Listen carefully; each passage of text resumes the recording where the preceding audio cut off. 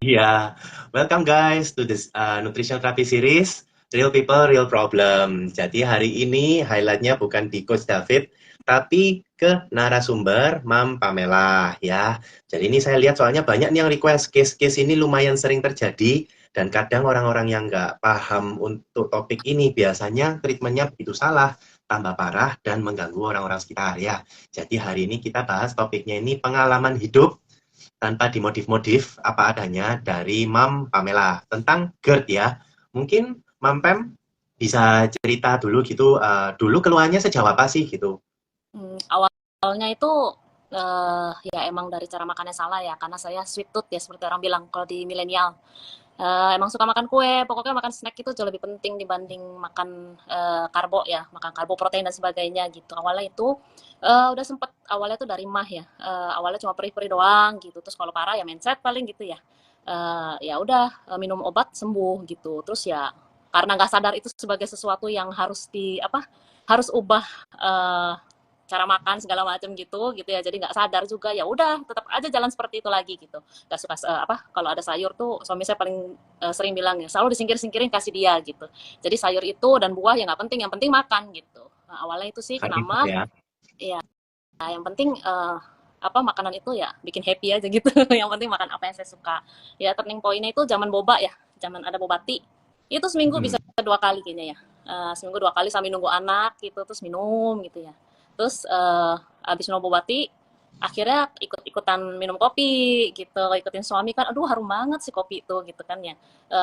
Ya udah jadi akhirnya ikutan minum kopi gitu. Nah terus ya paling kembung-kembung gitu sampai akhirnya kayaknya udah nggak tahan ya, akumulasi dari bertahun-tahun dari kecil gitu. Sebelumnya yang nggak suka sayur dan jarang makan buah, seringnya makan snack. Akhirnya ya udah deh, sebenarnya udah ada gejala dari mah itu, abis itu meningkat jadi suka sendawa ya, sehari bisa beberapa kali sendawa gitu. Nah terus pupun nggak lancar sih gitu ya. Terus sampai akhirnya udah itu turning point-nya, udah mulai suka kopi, perutnya nggak kuat, langsung sesak napas gitu. Ya seperti itu sih awalnya. Oh, yang paling parah case-nya itu sampai apa? Cuman sesak nafas atau pernah sampai opnam atau apa gitu? Ya itu sebenarnya turning point-nya itu yang paling parah itu ya di malam-malam kan, soalnya gitu ya, udah malam-malam. Itu kejadiannya tuh di awal Maret yang pas mau Covid itu. Jadi Hmm. emang abis olahraga, jadi tuh itu minum kopinya itu emang kan sebelumnya tuh dalam sehari saya minum 2 gelas kopi. Yang pertama tuh karena makannya telat, terus mungkin makanannya kan banyak karbonya ya, pokoknya nggak ada yang bisa menahan si kerasnya kopi gitu. Terus sorenya mau olahraga minum lagi kopi gitu. Nah terus kan pikir kan biar aduh fokus gitu ya olahraganya, karena kan emang suka dance kan, jadi perlu fokus banget. Jadi akhirnya minum kopi lagi, taunya itu nah setelah olahraga makan makanannya juga nasi sama yang bertepung gitulah, ayamnya gitu. Jadi akhirnya malamnya, tengah malam ya, itu datangnya sesak napas sampai udah mikir kemana-mana gitu, aduh kuat nggak ya gitu. Terus mau ya dijalani sendirian sih, karena kan pikir adalah mampu lah, mampu gitu. Tapi sesaknya tuh bener-bener napasnya udah megap-megap kayak orang mau mati gimana sih gitu ya. Terus udah sampai yang Hmm. maksudnya napasnya tinggal sepotong-sepotong gitu, karena udah diminumin air tetap kayak gitu dan kejadiannya itu agak lama ya, selama 1 jam itu sesak napas terus. Tapi saya juga nggak mau ke rumah sakit karena saya pantang ke rumah sakit sebenarnya gitu. Ya sebisa mungkin kalau nggak sampai terkapar, nggak akan lah gitu. Jadi ya cuma sampai doa aja, aduh ini harus gimanain gitu. Akhirnya saya minum air hangat sebanyak-banyaknya, terus jalan-jalan bolak-balik, pokoknya udah apa namanya, lakuin segala macam hal yang bikin si napasnya jadi enak gitu. Udah apa ya, tangan udah dikatas-katasin, pokoknya gimana caranya lah supaya istilahnya napasnya dapat lagi kayak semula gitu. Tapi Hmm. ternyata ya hari itu udah lewat gitu ya. Akhirnya bisa tidur, tapi akhirnya subuh ya. Cuma berapa jam, terus akhirnya ya cuma sebentar aja lah, tidurnya 3 jam 4 jam gitu, dan dilaluin selama berhari-hari seperti itu gitu. Tidurnya cuma dapat 2 jam 3 jam. Jadi kalau tidur pun detak jantungku kedengeran gitu di telinga, kedengeran banget gitu. Terus jadi fokusnya bukan ke tidur, jadi ke detak jantung ya. Soalnya kan kedengeran banget gitu. Ya gitu sih awalnya. Oke, dulu apa pernah sampai ada dokter langganan gitu atau pernah treatment secara medis? Nah, itu saya biarin dulu sih selama berapa lama, semingguan nih ada ya. Jadi cobain dulu, namanya, cobain minum obat gitu, obat obat mah ya. Kan taunya kan cuma obat mah gitu. Jadi ya udah gitu. Tapi makan ya sedikit-sedikit gitu bisa. Cuman masalahnya di tidur ya. Karena kalau semakin kita tidur, udah pikirannya semakin gak karuan kan gitu. Hmm. Semakin ruwet gitu. Semakin muncul pikiran yang aneh-aneh gitu kan. Aduh gimana ya gitu. Terus ya akhirnya karena nggak tahan, akhirnya coba ke dokter internis. kan pikir dokter internis kan lebih apa ya, lebih bisa lah daripada dokter umum gitu ya, harus lebih teliti, impiannya kan maunya begitu. Ya, dokter Iya. internis dikasih saya kasih info kan ya, karena emang gejalanya emang mirip mah kan ya, jadi dikasih obat mah tuh. Nah, dikasih obat mah untuk seminggu, udah sih beres, beres sesaat doang gitu, untuk akhirnya berlanjut kembali, maksudnya tetap jadi perutnya tuh gimana ya, lapar tetap bisa lapar, tapi kalau udah dikasih makan ujungnya jadi sesak napas lagi gitu. Jadi intinya sesak napasnya itu nggak pernah beres. Jadi kalau ngambil napas itu cuman apa ya, cuman kecil-kecil lah gitu, nggak bisa napas panjang gitu, nggak bisa karena nggak kuat gitu, maksudnya paru-parunya kayak nggak kuat gitu. Oh, Sampai seperti oh, itu. ya. Ya nggak bisa, pokoknya jadi kayak ada yang nahan di paru-parunya tuh, kayak ada yang hambat gitu, jadi nggak bisa tarik napas panjang, cuma pendek-pendek aja. Terus-terusan kayak gitu makanya apa, akhirnya kan dikasih minum obat pun cuma sebentar. Akhirnya saya coba lagi ke dokter khusus penyakit lambung ya, khusus lambung, dokter dokter khusus lambung. Kartu ya. Ya dengan harapan ya nanti bisa apa sih, bisa dikasih tahu gitu loh harus gimana gitu. Bisa apa namanya, beres gitu masalah sesak napasnya, karena kan sesak napas ini ganggu banget gitu. Akhirnya coba ke dokter penyakit lambung ini, dikasih tahu ya udah coba endoskopi aja gitu. Kalau kalau misalnya emang mau tahu pasti ya endoskopi aja, karena kalau dari USG katanya nggak kelihatan apa-apa gitu loh, nggak ada apa-apa sebenarnya gitu. Itu yang bikin susah sih gitu kan. Terus nggak, setelah akhirnya coba endoskopi, setelah endoskopi katanya nggak ditemuin apa-apa juga gitu, katanya semuanya bagus. Nah terus dia bilang katanya coba dikasih tablet 2, terus infoin kalau misalnya ini tabletnya dari kuning berubah jadi orange berarti ada bakteri katanya gitu. Nah terus ternyata besoknya si tablet ini berubah benar jadi orange. Nah akhirnya dokter kasih 7 antibiotik tuh, hajar terus kan lambungnya gitu loh, hajar terus lambungnya. Sampai akhirnya sebenarnya juga nggak tahan sih, karena gara-gara si antibiotik itu lambungnya jadi makin sakit gitu loh. Maksudnya tadinya udah sesak napas ditambah lambungnya juga sakit. Sebenarnya udah di hari ketiga udah nggak tahan, udah mau dok ini benar nggak nih efeknya kayak begini gitu kan, perutnya jadi malah tambah sakit gitu. Nah terus kata dokter iya nggak apa-apa terusin aja gitu kan. Ya udahlah karena dokter jadi kan ikutin aja lah ya gitu. Maksudnya setelah minum beres sebentar, balik lagi gitu. Jadi intinya napasnya nggak pernah pelong panjang itu. Nah terus ya karena apa sih kelamaan ya tindakannya itu, udah berusaha ke dokter, udah berusaha apa makan sayur gitu kan, dan nasinya pun udah dikurangin gitu sampai turun 8 kilo akhirnya ya gara-gara GERD ini.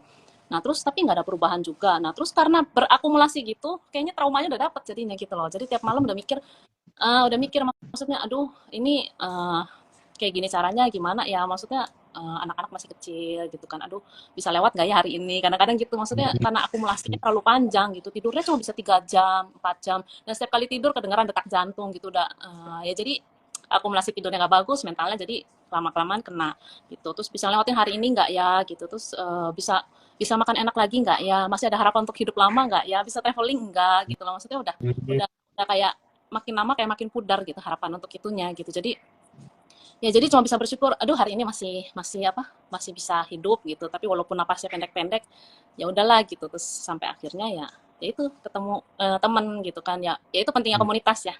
Teman komunitas gitu kan, maksudnya kalau kita ketemu share apa yang kita alamin, akhirnya mereka juga coba deh kamu apa konsultasi gitu, akhirnya ketemulah dengan Coach David gitu. Oh iya iya, dari referensi ya, syukur ya.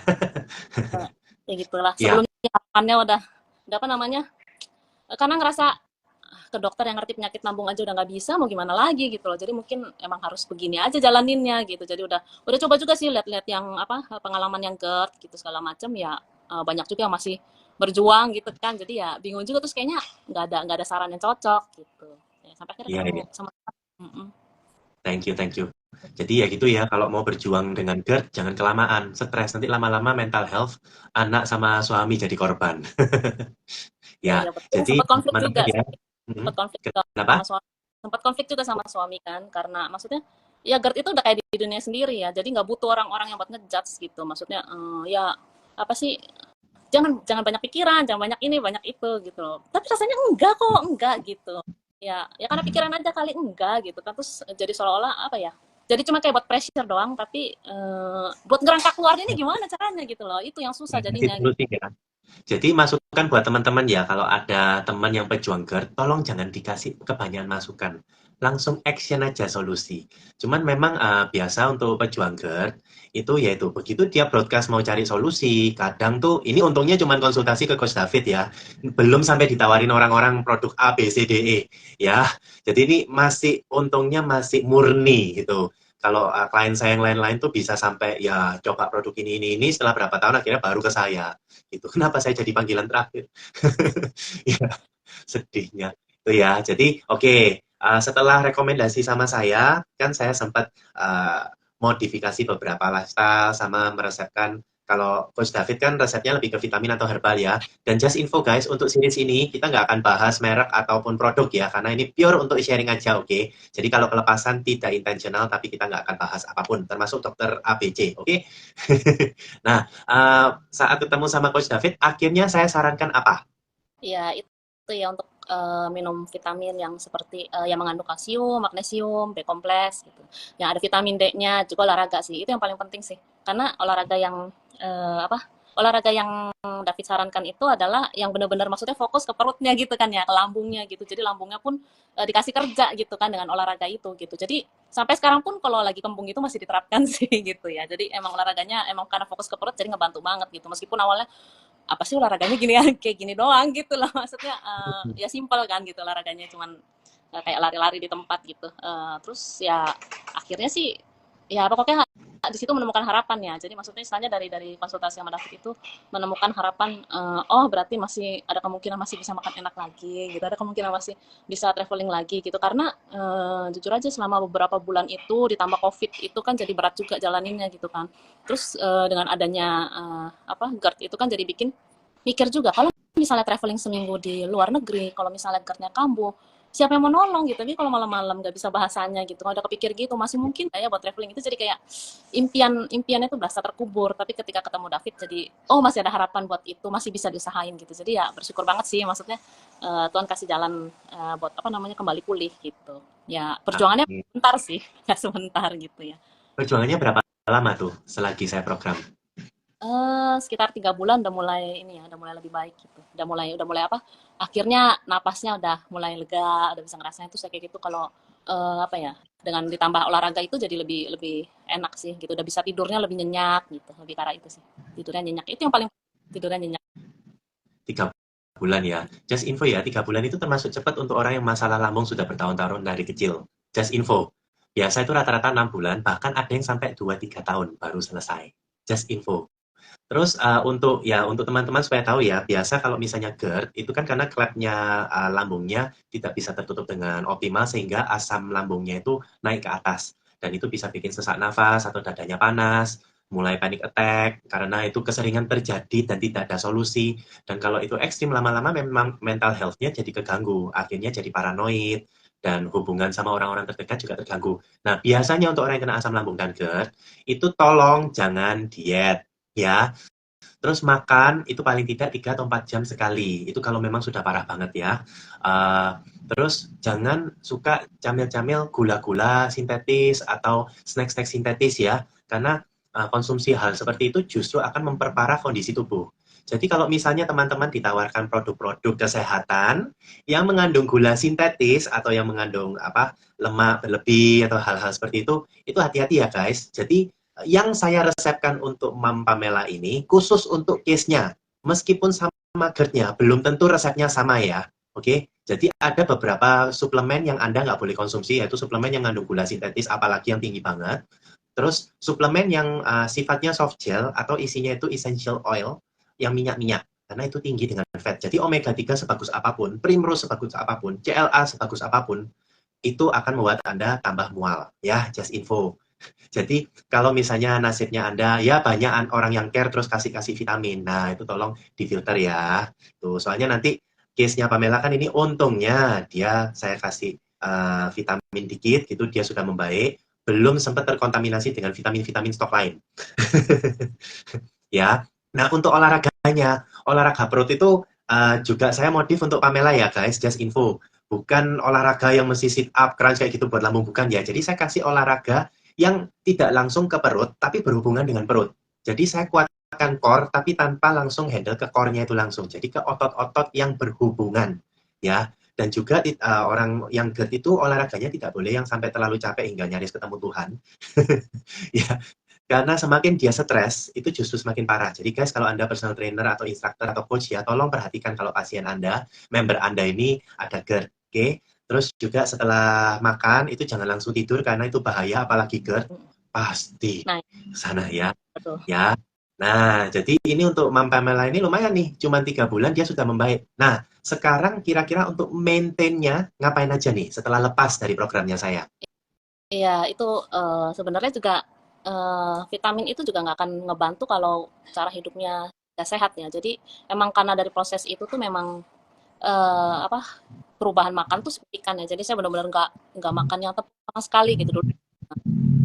Yang tepung terus apa yang kue, yang sitrus, buah-buah yang sitrus semuanya saya nggak makan sih gitu. Dulu ekstrim seperti itu sampai akhirnya ya setelah setelah ketemu dengan David pun kan selain saya minum vitamin itu olahraga tetap tetap ya tetap dilakukan dan makan pun dijaga ya jadi udah banyakin sayuran dan banyakin buah dan makin kesini sekarang saya udah ngerti sih gitu jadi ya dengan awalnya kan dibantu gitu dengan vitamin dan lain-lain tapi akhirnya lama kelamaan saya bisa tahu gitu loh apa sih yang bikin saya sakit apa sih yang harus saya lakuin buat maintain ini jadi olahraga tuh udah pasti harus ada gitu dan pikiran pun harus sehat sih jadi kalau misalnya emang stres juga ngaruh ke lambung contoh nih ngomong ke banyak orang pun saya bisa stres karena kan emang saya nggak kalau sharing gitu ya sharing di komunitas gitu nah itu juga kadang-kadang saya bisa langsung agak agak sesak juga gitu karena kan emang apa ya terlalu stres yang berlebihan juga kadang-kadang ngaruh dan yang penting itu sih harus bisa jaga pikiran gitu loh gimana caranya ngatur itu dan ya kalau saya lebih ke arah ini ya maksudnya kalau misalnya emang udah di saat yang udah suntuk banget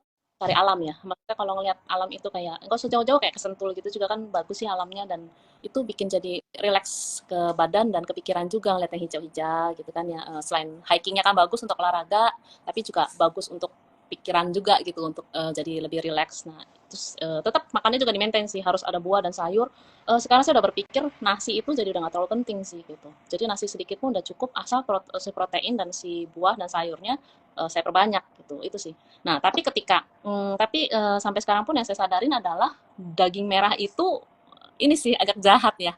Karena kalau apalagi kayak sekarang ini banyak banget kan yang kayak aice yang murah-murah itu jadi Oh, apa ya kalau udah kayak gitu kan pasti pengen makan dagingnya kan jadi banyak. Nah, itu juga sebenarnya emang budaya di sini kan ya makanan kayak banyak asam, santan gitu. Jadi bukan berarti udah sembuh nggak bisa sakit lagi gitu kan karena sekali kena itu pasti ada kemungkinan bisa balik lagi kalau kita nggak maintain kan gitu. Nah jadi ya, aduh kalau udah aice makan dagingnya kebanyakan tetap sih gitu. So, sayurnya juga udah sih sebenarnya udah diimbangin. Tapi ketika perbandingannya terlalu banyak daging merah dibanding sayur, tetap aja bisa kembung lagi gitu, bisa begah lagi, bisa bisa agak kena. Tapi sekarang cepet balik sembuhnya lagi itu lebih cepet sih gitu. Gak seperti dulu yang terkapar maksudnya istilahnya ngapa-ngapain nggak bisa karena kan masalah kurang tidur terus kayak gitu juga napasnya kan nggak bisa panjang. Kalau sekarang ya kalau ada salah makan efeknya paling sehari itu sudah beres karena udah tahu cara maintainnya oh besok berarti sayurnya hajar gitu sama buahnya gitu sih lebih karena itu olahraga udah pasti harus harus itu obat sih kalau mau obat sehat ya gitu makan sayur buah apa jaga pikiran ya kita harus tahu lah cara ngontrol pikiran kita gimana terus ya udah gitu harus tahu sama olahraga tuh harus gitu jangan dikira olahraga tuh akan bikin kita jadi tambah sakit enggak sih karena itu akan membuat lambung apa sih otot-otot di lambung kayaknya kerja gitu jadi makanan cepat turun dan cepat proses jadi metabolismenya juga jadi bagus tidurnya lebih enak gitu sih mantap. Ya, bayangin ya guys, asam lambung atau GERD, kalian dicobain lewat aja. Kalau ingin dekat dengan Tuhan itu literally bisa tuh kalau Anda nggak kena treatment ya. Nanti nggak apa-apa untuk maintain. Nah, sekarang kan saya lihat menu makanannya sudah bisa lebih banyak nih, jadi nggak terlalu was-was, sudah bisa maintain. Nanti ke depan kalau memang, kayak contoh ya, saya ini juga kena asam lambung, tapi nggak sampai GERD. Nah, jadi saya juga suka makan. Ada case di mana kalau memang akhirnya tidak bisa mengontrol jenis makanannya, mau nggak mau makanannya dipantang asam lambung, ternyata dikonsumsi. Jadi otomatis kan itu cari masalah. Nah, nanti saya bisa ajarkan juga caranya kalau memang ada case-case tertentu pas lagi banyak party, Imlek, Lebaran, kayak gitu kan memang nggak bisa kabur atau pas liburan 1 minggu sama anak-anak keluarga masa kontrol makan. Nah, itu nanti ada caranya. Resepnya beda ya dengan vitamin yang saya kasih. Nanti saya ajarin. Itu simple banget. Dan guys, ya supaya kalian tahu, ini Mam Pamela tinggalnya di Jakarta. Saya di Surabaya. Jadi sesimpel itu dunia nutritional therapist itu bisa membantu orang supaya bisa mandiri, treatmentnya simple, pada ujungnya saya ingin supaya ya kayak Mam Pamela ini dia paham badannya sendiri dan bisa mandiri. Jadi jangan sampai kayak tipe yang lihat makanan foto kirim ke saya, coach bisa makan ini nggak? Jangan. Tolong frekuensi komunikasi Anda tolong jangan lebih banyak ketimbang saya dengan istri, please. Ya, jadi oke. Thank you sudah sharing, Mam Pam. Itu sudah lumayan detail banget ya, dan syukur banget recovery-nya ini termasuk cepat, dan juga maintenance-nya ini sudah bagus banget ya. Cuman nanti ini baru sharing nih soal all you can eat dan kawan-kawannya. Nanti kita modif sendiri setelah ini ya. Ya, tapi yang pasti just info ya buat teman-teman yang mungkin takut. Biasanya kalau Anda ke staf ahli atau ke orang-orang medis, biasa untuk asam lambung atau GERD, pengeluarannya untuk resep itu nggak mungkin di bawah 500.000 ya. Just info. Sekali resep. Bahkan ada yang tiap bulan itu keluar duit bisa sampai jutaan ya. Dulu Mam Pamela sempat habis duit berapa sekali resep? Ya kan lewat proses endoskopi gitu ya, jadi udah sampai 10 juta lebih ya. Ada endoskopinya gitu. Ya mahal sih. Makanya selain Oke ya. Ya gitu. Supaya teman-teman tahu budget orang yang asam lambung sama GERD itu segitu. Ya, tiap tes kesannya gampang gitu, cuman tes tes apa tadi ya tesnya sampai ngeblank aku. endoskopi, Endoskopi, terus apa lagi yang di sonar itu? USG ya. USG. juga. Nah, iya kalau nggak nemu tetap pasti bayar loh guys. Ya, resepnya Mam Pamela ini karena case-nya belum berat, itu nggak sampai 500.000 per bulan ya guys. Very simple. Ya, jadi kalau teman-teman nggak mau ngerasain pengeluaran jutaan, sekarang sudah ada keluhan asam lambung, kembalilah ke jalan yang benar, cari konsultasi supaya pengeluarannya jangan terlalu banyak. Kalau memang punya uang 10 juta, itu pakai untuk healing aja atau uang sekolah anak, oke? Oke, nah paling ini sebentar lagi saya tutup, tapi sebelum itu Mam Pamela mungkin ada masukan buat pejuang-pejuang GERD di luar sana supaya mereka punya harapan. Ya, yang penting selalu gini mikir positif kalau pasti bisa sembuh karena apa ya ketika di titik terendah itu di banyak banyak panic attack dan stres gitu udah nggak berpikir ada jalan lain buat keluar dari masalahnya gitu. Yang penting jangan sampai nyerah gitu, pasti bisa, cuman mungkin harus sabar untuk menemukan treatment yang tepat ya gitu. Jadi jangan sampai putus pengharapan gitu, dan pikirin aja maksudnya impian kalian tuh apa, ya udah gitu, tetap tetap apa namanya, impian itu jadi harapan kalian buat berjuang gitu loh. Jadi jangan putus harapan karena pasti ada solusi gitu. Hanya mungkin saat itu kan belum tepat, tapi ketika ketemu saat yang tepat, akhirnya kalian bisa pulih dan sedikit-sedikit bisa cheating lah gitu. Sekarang saya udah bisa makan kue, Indomie bisa gitu, makan mie bisa gitu. Cuman ya harus ngerti aja kapan harus stop. Nah, terus harus ngerti juga harus diimbangin dengan makan sehatnya tuh harus banyak gitu. Jadi jangan coba-coba cheating kalau belum stabil kondisinya karena akan makin terpuruk lagi gitu sih. Itu aja. Pasti ada harapan kembali pulih. Tuh ya, dari yang impiannya cuman supaya besok bisa masih hidup, sekarang bisa ngomong impian jangka panjang, men. Ya, oke, thank you banget sharingnya, itu memberkati banget. Jadi ini akan saya save, minta izin supaya nanti ke depan bisa memberkati yang lain untuk sesama pejuang GERD supaya bisa dikuatkan ya dari sini. Jadi teman-teman, jangan khawatir. Kalau misalnya ada keluhan dari kesehatan, pencegahan selalu lebih baik daripada pengobatan. Oke? Oke. Kita jumpa lagi. Terima kasih ya ke Mam Pamela atas waktunya. Nanti untuk audiens teman-teman, kita jumpa lagi ke series selanjutnya. Saya tutup series Real People, Real Problem. Thank you. Yo.